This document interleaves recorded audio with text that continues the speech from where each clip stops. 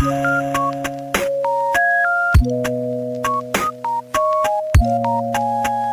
everyone, welcome back to Raw Facts Official. That I am back again with another most talented, successful artist, entrepreneur video. She is none other than Rihanna. So let's begin. Robin Rihanna Fenty was born on February 20, 1988, in St. Michael, Barbados.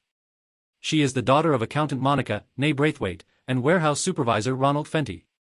Her mother is an Afro-Guyanese, while her father is a Barbadian of African, Irish, English, and Scottish descent. Rihanna has two brothers, Rory and Rajid Fenty, and two half-sisters and a half-brother from her father's side, each born to different mothers from his previous relationships. She grew up in a three-bedroom bungalow in Bridgetown and sold clothes with her father in a stall on the street. Her childhood was deeply affected by her father's alcoholism and crack cocaine addiction, which contributed to her parents' strained marriage. Rihanna's father used to abuse her mother physically, and Rihanna would try to get in between them to break up fights. As a child, Rihanna had many CT scans for the excruciating headaches she suffered, recalling, the doctors even thought it was a tumor, because it was that intense. By the time she was 14, her parents had divorced, and her health began to improve. She grew up listening to reggae music. She attended Charles F. Broome Memorial Primary School and Comamere School, where she studied alongside future international cricketers Chris Jordan and Carlos Brathwaite. As an 11-year-old, Rihanna was an army cadet in a sub-military program, where the later Barbadian singer-songwriter Chantel was her drill sergeant. Although she initially wanted to graduate from high school, she chose to pursue a musical career instead. In 2003, Rihanna formed a musical trio with two of her classmates in her home country of Barbados. Without a name or any material, the girl group auditioned with American record producer Evan Rogers, who commented, "The minute Rihanna walked into the room, it was like the other two girls didn't exist." Rihanna went to Rogers's hotel room, where she performed renditions of Destiny's Child's Emotion and Mariah Carey's Hero. Impressed, Rogers scheduled a second meeting with Rihanna's mother present and then invited Rihanna to his hometown in the United States to record some demo tapes that could be sent to record labels. Recordings were intermittent, taking about a year because she was only able to record during school holidays. Pon de Replay and The Last Time were two tracks recorded for the demo tape, which were eventually included on her debut album Music of the Sun. That same year, Rihanna was signed to Rogers's and Carl Sticken's production company, Syndicated Rhythm Productions. Rihanna's demo was shipped out to Def Jam Recordings, where Jay Brown, an A&R executive at the record label, was one of the first to hear the demo. Brown played the demo tape for rapper Jay-Z, who had recently been appointed as president and CEO of Def Jam. When Jay-Z first heard the track, Pon de Replay, he felt the song was too big for her. Despite being skeptical, he invited Rihanna to audition for the label. In early 2005, Rihanna auditioned for Def Jam in New York City, where Jay-Z introduced her to music mogul Antonio L.A. Reid. At the audition, she sang Whitney Houston's cover of For the Love of You, as well as the demo tracks, Pon de Replay, and The Last Time. Jay-Z was absolutely certain about signing her after she performed her future single, Pon de Replay. His boss, L.A. Reid, was also impressed with her audition, telling Jay-Z not to let Rihanna leave the building until the contract was signed. Reid left it to Jay-Z and his team to close the deal, which resulted in a 6-album record deal with Def Jam. She waited in Jay-Z's office until 3 o'clock in the morning to get lawyers to draft up a contract because he wanted to prevent her from signing with another label. Rihanna canceled other meetings with record labels and relocated from Barbados to the United States to live with Rogers and his wife. After signing with Def Jam, Jay-Z and his team did the A&R for Rihanna's debut album and spent the next 3 months recording and completing her debut album. She worked with different producers to complete her debut studio album, primarily Rogers and his production partner Carl Stecken. With several songs to pick as a lead single, Pon de Replay was chosen because it seemed like the best song suited for a summer release. In May 2005, her debut single, Pon de Replay, was released under her mononym, Rihanna.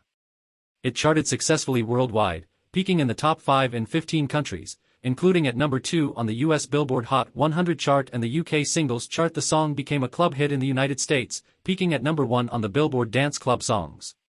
Music of the Sun was released in August 2005.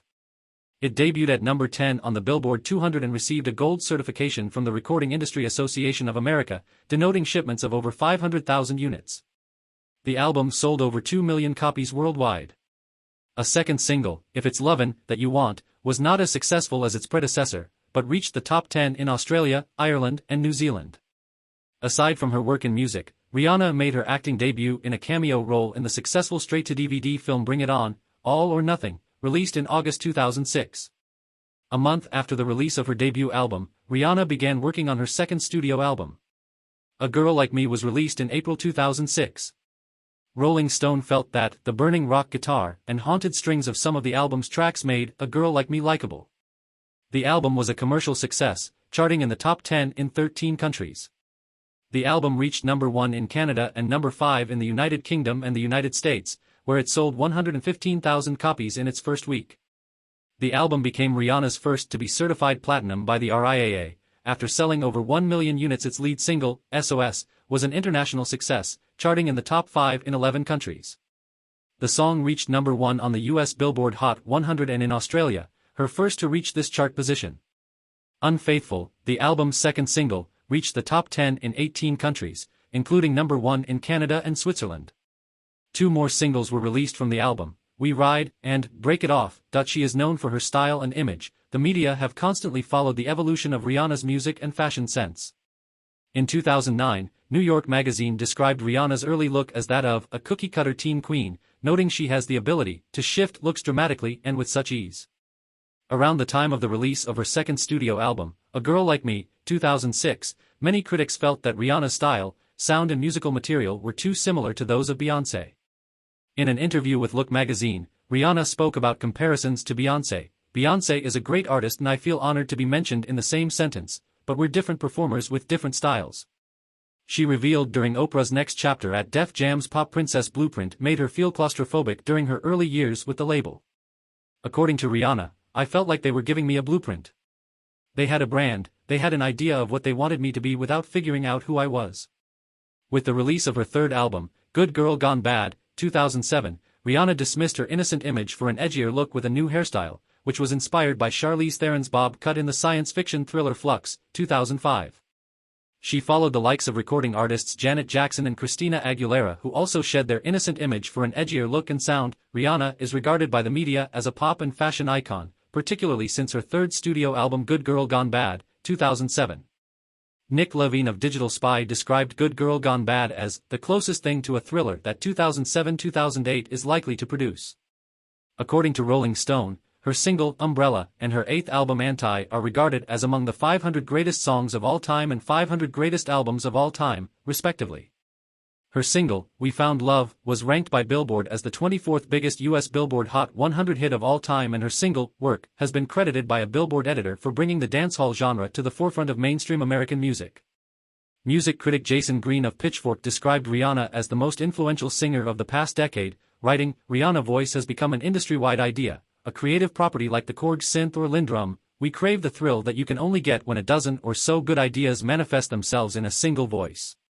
For the past 10 years, that voice has more or less been Rihanna's.